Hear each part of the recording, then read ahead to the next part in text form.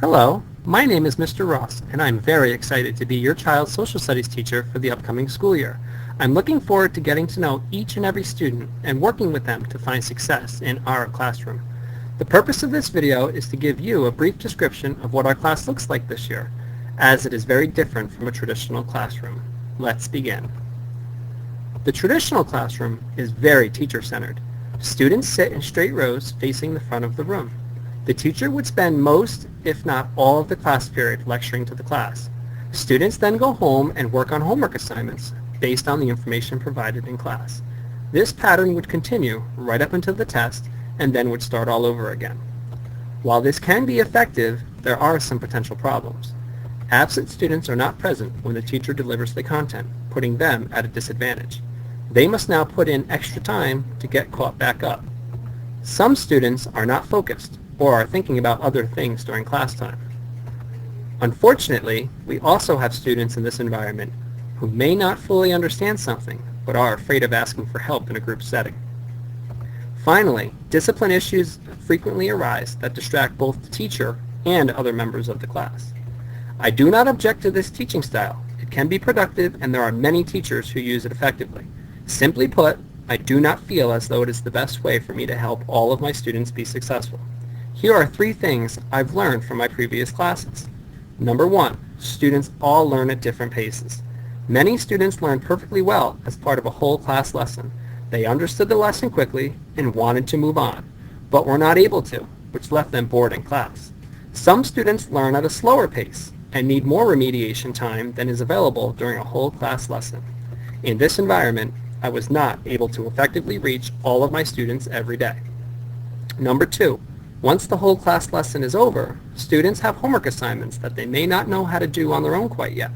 They are now struggling with concepts presented to them in class and do not know what to do. The result is assignments not correctly completed or not finished at all. This is not helpful to our students or respectful of their time and effort. Number 3, students miss class for a variety of reasons. Missing a whole class lesson means students miss out on the content provided and explained by the teacher. The student now has to come in on their own time, and the teacher has to re-explain the whole lesson to that student. This is not an efficient use of anyone's time. The teaching style that I utilize is aimed at avoiding these obstacles. It all begins with the content. Social studies is a subject area rich in names and dates.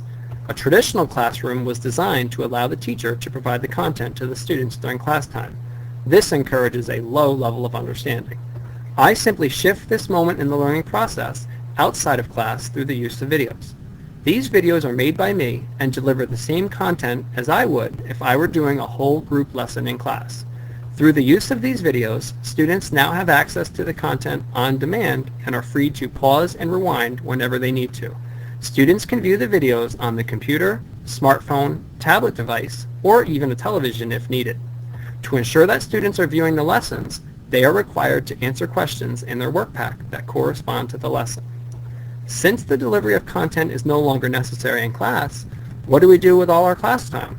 Students, now possessing a basic understanding of the content, work on a wide variety of higher-level learning activities that require them to develop a deeper understanding. These activities are designed to meet objectives which highlight the important concepts of the unit. Activities are divided into 3 levels, depending on how deep of an understanding is needed. Students choose which activities they feel will best help them answer the objectives. This takes every student's strengths into consideration. They are in control of their learning. And here's the key part. I'm now free during the class period to assist, tutor, and work with students if and when they hit an obstacle. This would not be possible if I was doing a whole group lesson. So because of this teaching style, our class has gone from this to an environment that provides students with help at every step of the learning process. Students are encouraged to help one another, so as you can see from the perspective of one student, the result is a truly engaging and dynamic student-centered learning environment. So in conclusion, students are given every opportunity to learn, support from the teacher at every turn, and a chance to demonstrate their understanding in a way they enjoy and feel comfortable with. The result is a student who is responsible, organized, motivated, and engaged. Please feel free to contact me via email or phone if you have any questions. It may take a few weeks to adjust to the changes and expectations of our class, but the end result is well worth it.